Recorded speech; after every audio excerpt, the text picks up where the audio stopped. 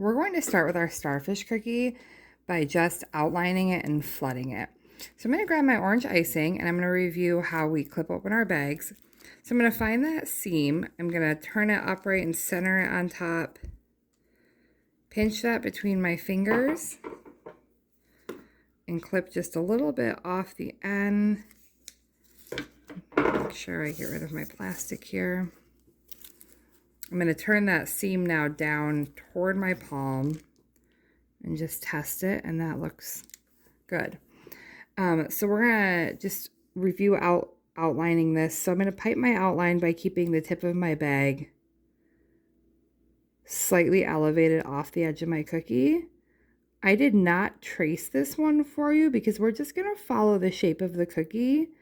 However, make sure that you are leaving a little bit of an edge on the cookie showing. So we're not going all the way to the very edge of it. We're going to leave a little bit so that we can easily move this with our fingers, and also so that our icing doesn't like overflow if we accidentally put too much on.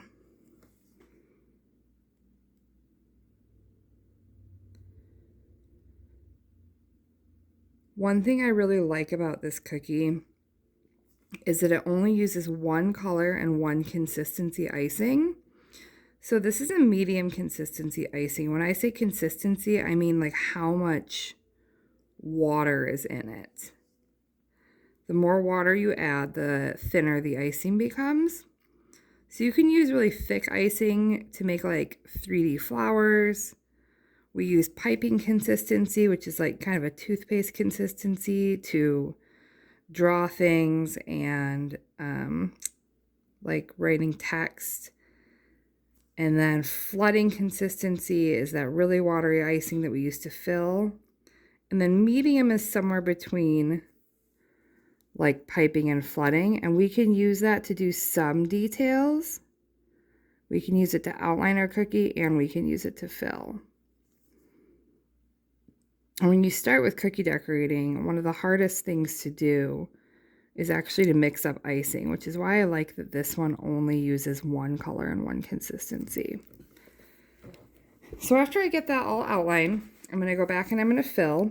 So I'm going to put a little bit more pressure on my bag, and I'm going to squeeze a thick line right around the inside of that piped outline that I just did.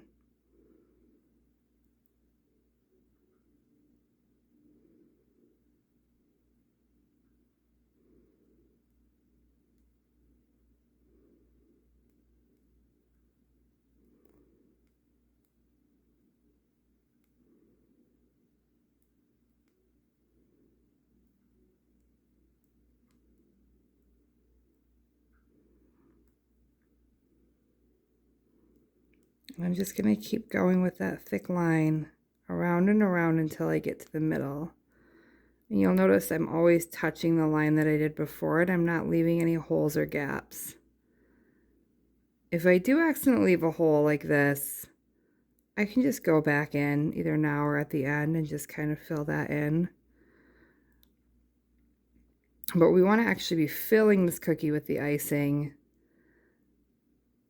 because we're not going to be using any tools to spread it like we would like cupcake frosting or buttercream. All right. So this is a little bit of a thicker, medium thick icing, which is why it's not smoothing out totally. So I'm just going to kind of grab it and shake it. Give it a couple of taps. If I really need to, I can take my scribe and kind of like help some of these areas out just a little bit. You don't want to go too crazy with the scribe though, because you can actually make it less smooth by playing around with it too much. And then I see like a couple of air bubbles in there that I'm going to try to get. Now it looks like we have a nice smooth base. So I'm going to set that aside for, I would say, like at least 10 minutes. And then we're going to come back and we're just going to add some like texture and details to it to make it look more like a starfish.